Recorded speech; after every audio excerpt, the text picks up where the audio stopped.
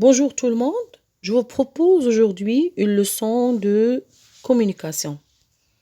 Raisonner à partir d'une hypothèse. Cette leçon a pour objectif d'émettre une hypothèse pour expliquer un fait, de raisonner à partir d'une hypothèse pour aboutir à une conclusion.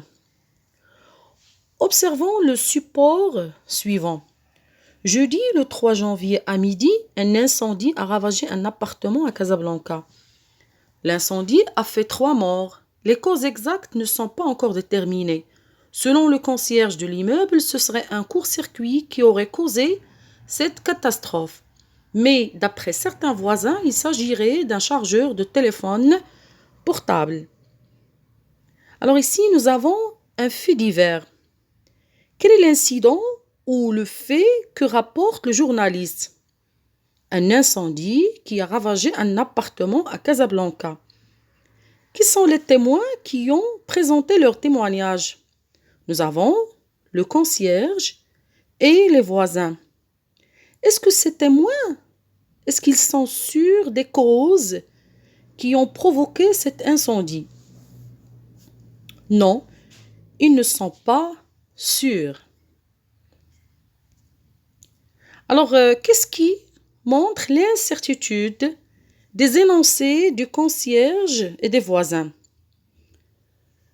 Le concierge, voilà ce qu'il a dit, ce serait un court-circuit qui aurait causé l'incendie. Les voisins, il s'agirait d'un chargeur de téléphone portable. Alors, pourquoi le concierge et les voisins, pourquoi ils ont conjugué leur énoncé au mode conditionnel? Pourquoi ils ont utilisé le mode conditionnel? Parce qu'ils ne sont pas certains de ces causes. Alors, ces voisins, pour expliquer les causes ou bien pour expliquer ce fait, ils émettent des hypothèses. Ça veut dire qu'ils ne sont pas sûrs. Alors, qu'est-ce qu'une hypothèse? Une hypothèse, c'est une supposition à partir de laquelle on peut expliquer un fait. Ça veut dire c'est une explication qui est présentée comme possible, mais elle est incertaine pour déterminer les causes d'un fait. Alors, pour exprimer une hypothèse, on utilise le mode conditionnel ou bien on utilise des expressions qui expriment l'incertitude, comme « il se peut que » plus un subjonctif, « il est possible que » plus un subjonctif, « peut-être », c'est peut-être à cause de, c'est peut-être parce que, ou bien on peut utiliser des verbes tels que supposer, penser, imaginer, admettre, présumer. Nous pouvons aussi utiliser des subordonnés conditionnels. Nous avons déjà vu les expressions qui expriment la condition. Regardons ces exemples. Il se peut qu'une crise cardiaque soit à l'origine de son décès. Alors, le fait que nous avons ici, c'est le décès. Alors, quelle est l'explication qu'on donne et qui est incertaine? Une crise cardiaque. Alors, on a utilisé « il se peut que », ça veut dire pour montrer qu'on n'est pas sûr.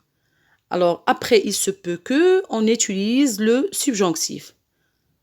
La voiture est en panne. Il est fort possible qu'il n'ait plus de carburant dans le réservoir. Ici, nous avons une panne, c'est le fait. Alors, on donne une hypothèse. Il est fort possible qu'il n'ait plus de carburant dans le réservoir. On n'est pas sûr. Ahmed est absent. Je suppose qu'il soit malade. Je ne suis pas sûr. Alors, à quoi sert une hypothèse?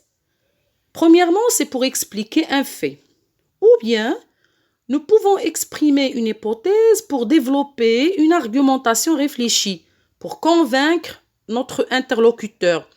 On formule une hypothèse pour en tirer une conclusion, ou bien pour aboutir à une conclusion. C'est ce qu'on appelle un raisonnement. On fait un raisonnement, on raisonne, on réfléchit. Exemple.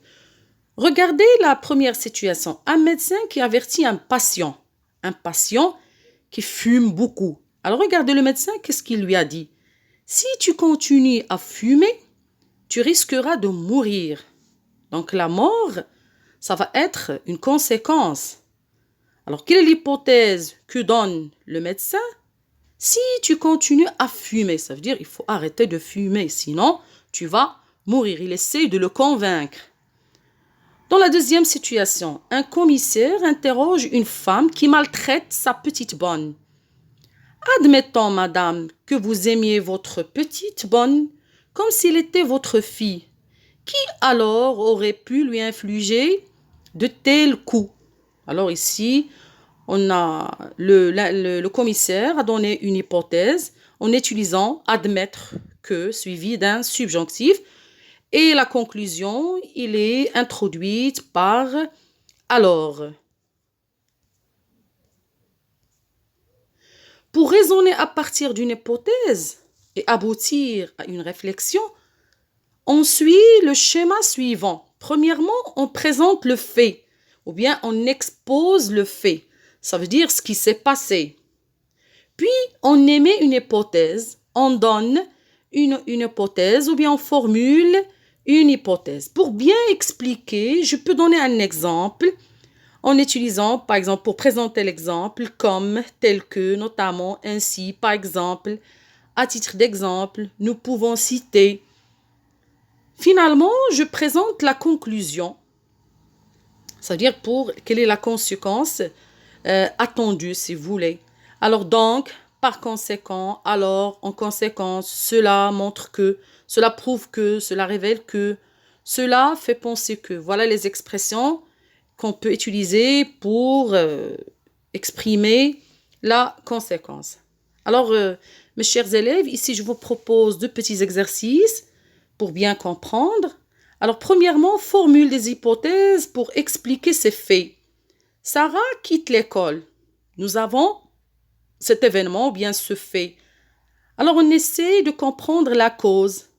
On va essayer d'expliquer. On n'est pas sûr. Sarah quitte l'école. Il se peut que ses parents divorcent.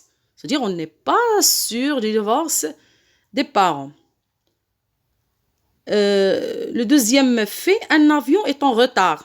Voilà l'événement, voilà l'incident. Alors, le mauvais temps aurait causé le retard de l'avion. Pour expliquer le fait, nous avons émis une hypothèse en utilisant le conditionnel. Deuxièmement, deuxième exercice, construit un raisonnement à partir de l'hypothèse de la conséquence suivante. Tous les enfants bénéficient de leurs droits, ça c'est une hypothèse. La conclusion, être de bons citoyens. Alors premièrement, on va présenter le fait. Beaucoup d'enfants sont malheureux et souffrent de troubles psychiques. Voilà ce qui se passe maintenant. Alors voilà, maintenant on va émettre l'hypothèse. Supposons que tous les enfants bénéficient des droits fondamentaux. Alors supposons que si. Alors voilà la conclusion qu'on peut en tirer. Nous aurions des citoyens responsables qui contribueraient à l'évolution de leur pays. Mes chers élèves, alors je vous invite à lire et à bien revoir la vidéo et bien comprendre la nouvelle notion. Et on va se voir dans notre groupe WhatsApp, bien sûr, comme d'habitude, pour plus d'éclaircissement. Au revoir et merci.